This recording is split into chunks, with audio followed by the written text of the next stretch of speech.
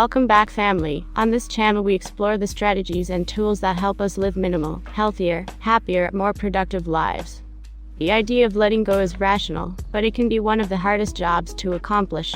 If a simple cure were to be found, a fast fix to let go, it would certainly be desirable and perhaps worth millions. It was said that learning to live is learning to let go because nothing in life is permanent, and we must finally let go of everything that enters our lives, even ourselves.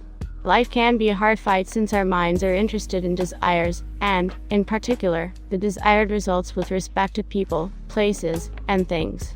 Whether we get the desired result or not, we tend to always cling to the object of our desire.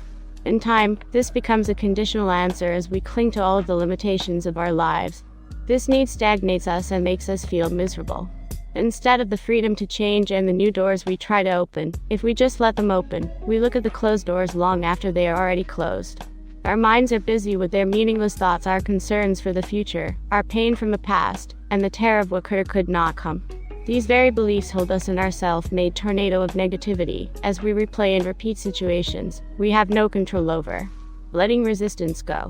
Our life challenges to face, whatever the universe presents to us, and to get intrigued by the mystery and development of our lives without knowing how they will develop. Since no certainties exist, this idea is only understood by the true awareness that everything is ephemeral. No time can be held forever, whether it be good or bad.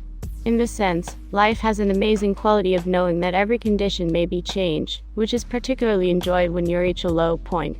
It is soothing to realize that this too will pass. Life is still flowing, and no circumstance is forever lasting. Therefore, actual healing always takes place and, as the situation comes to light, the anguish will diminish within the realms of universal timing and our own inner consciousness. It is our responsibility to uncover and expand the seemingly modest bit of light in this gloomy time. It may be painful to be in the midst, but if life doesn't push us to our boundaries, we probably don't have the discipline to dig so vigorously into ourselves. By being in a condition of discomfort, we are obliged to locate the answers within ourselves that transcend our stagnant existence. Change is followed by growth, and growth can be unpleasant if we are unprepared for and resistive to what is happening. In an effort to make the situation permanent, or different from what it is, we started experiencing trouble. We all tend to become trapped in a condition of elongation for something that needs to be altered ultimately. This emotional investment can undermine our ability to see clearly. The key is to stop understanding and accept the changes. Once we grasp those new beginnings can only take place through the letting go of the old, we can open ourselves to that new start and feel the potential instead of the anguish connected with change. When it becomes obvious that what once supported our personal growth and expansion no longer meets that need, it is time to proceed.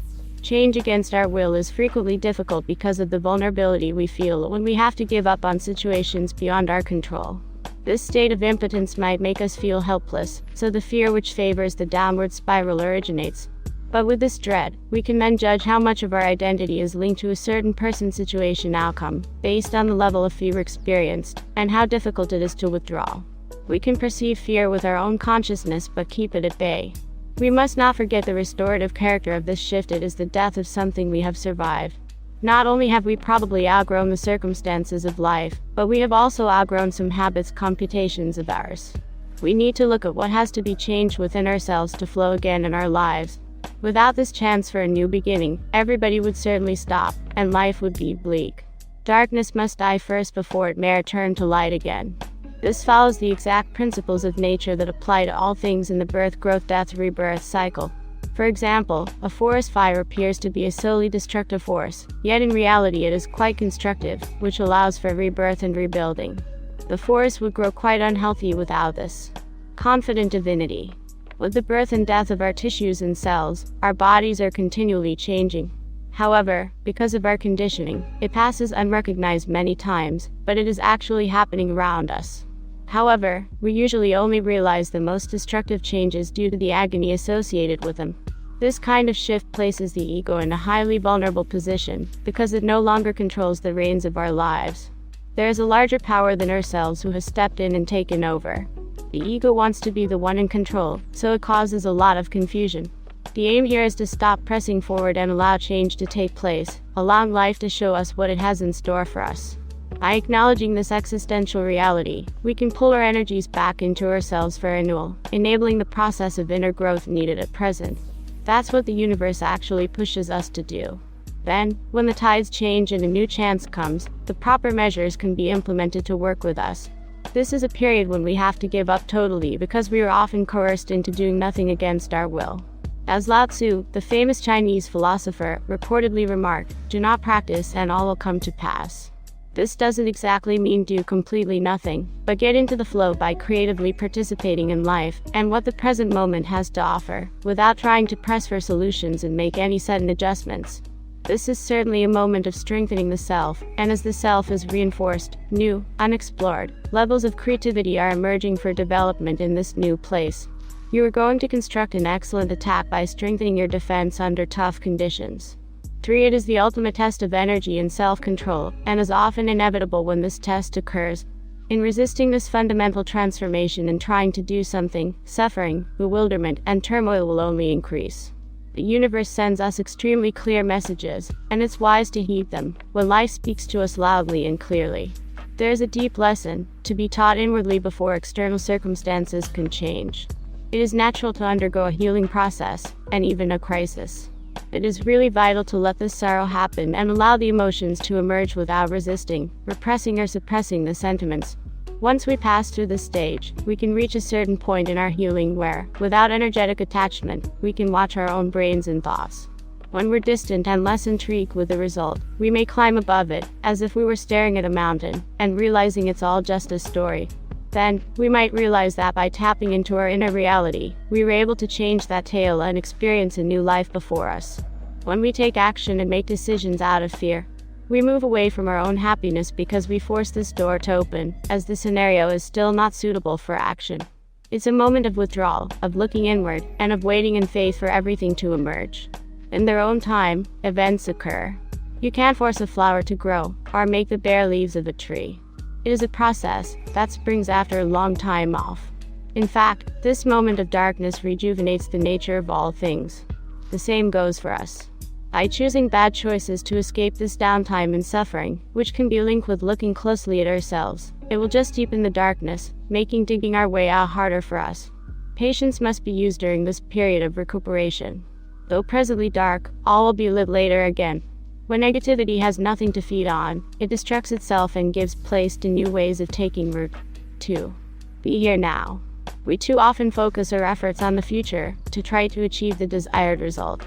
According to a Chinese saying, people in the West are always ready to live, not alive. The fact is that, if our energy is invested in our future, we have little energy left now. When we pass over the surface of our life by being present physically, but our consciousness is involved elsewhere, we miss the profundity of every life experience. Often, we drift from event to event without really appreciating what is presented in each moment, and failing to know the deeper knowledge that life offers us, because of our concern for what is to come and how we will. Our own concern about what we're wanting to do often blinds us to what is going on macrocosmically. This impulse can lead us to act without respecting the time needed to implement things. When the timing is right, life presents new chances that start to flow back into dynamism and vigor. What was depleted gets fulfilled again, too, and any energy stored during the standstill time will be most beneficially employed. Relaxation, confidence, patience, and faith will enable one throughout this time to understand and have peace of mind. It is vital to remember that any crisis we experience leads us to find our actual strength and our deepest wisdom. This awakening will lead us to a better place in life, and this new clarity will show us why it all happened in the way it did once it was unfolding. By getting insight into the current circumstances, we may calm our inner energy and examine the possibilities before we make a new move. By pulling back, we have a retrospective that we did not have before. The strength and focus achieved at this time will be invaluable in preparing us for future trials. There will be a knowledge that we can fight the most difficult trials of life and pursue hard times, and not only stand but prosper. This is also an occasion for us to take a personal inventory of our lives, and to express gratitude for everything that we have, and not everything that we believe we need. As the famous Zen Buddhist and novelist, Adyashanti states, we are already illuminated. We just have to wake up and understand it's already in us. I think we will have control over ourselves and our ability to deal with the challenges of life once we come to this understanding. We will consider letting go as a refreshing experience, and ask why others will continue to fight when much inner power, wisdom, and renewal are to be gained. We'll witness what once was a breakdown as a breakthrough. 2. We all seem to be inclined to look around and look for answers in all directions, but within ourselves. If you enjoyed the content of this video, click the subscribe button so you can receive more content like this every week.